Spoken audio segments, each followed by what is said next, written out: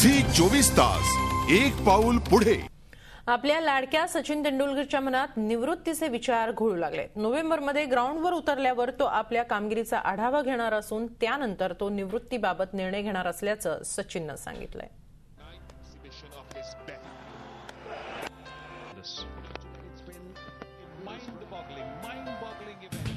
सचिनच्या मनात निवृत्तीचा विचार।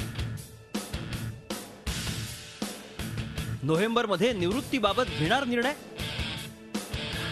सचिनने क्रिकेटला अलविदा करावं याबाबत माजी क्रिकेटपटू, क्रिकेट पंडित आणि मीडिया नेहमीच चर्चा करत असते।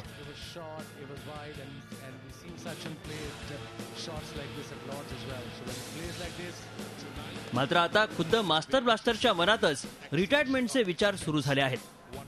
जोवर आपण क्रिकेट एन्जॉय करतोय तोपर्यंत आपण खेळतच राहणार असं म्हणणारा सचिन आता हळूहळू रिटायरमेंटचा विचार करू लागलाय। नोव्हेंबरमध्ये ग्राउंडवर उतरल्यावर आपल्या खेळाचा आढावा घेण्याचं त्यानं ठरवलंय।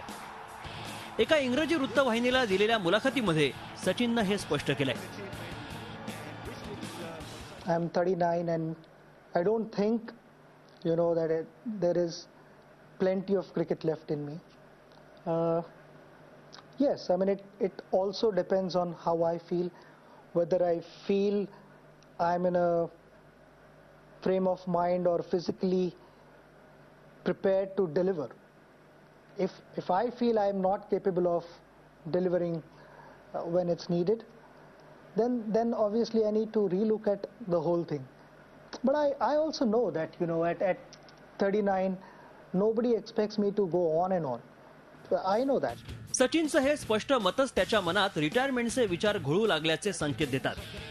T20 वर्ल्ड कप पूर्वी न्यूझीलंड विरुद्धच्या सिरीजमध्ये सलग 3 वेळा बोल्ड झाल्यानं सचिनच्या रिटायरमेंटवर चांगलीच चर्चा रंगली होती।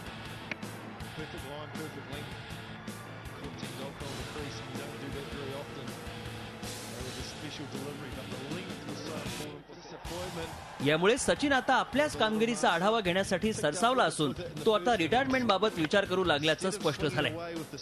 झी 24 ताससाठी ब्युरो रिपोर्ट, मुंबई। झी 24 तास एक पाऊल पुढे।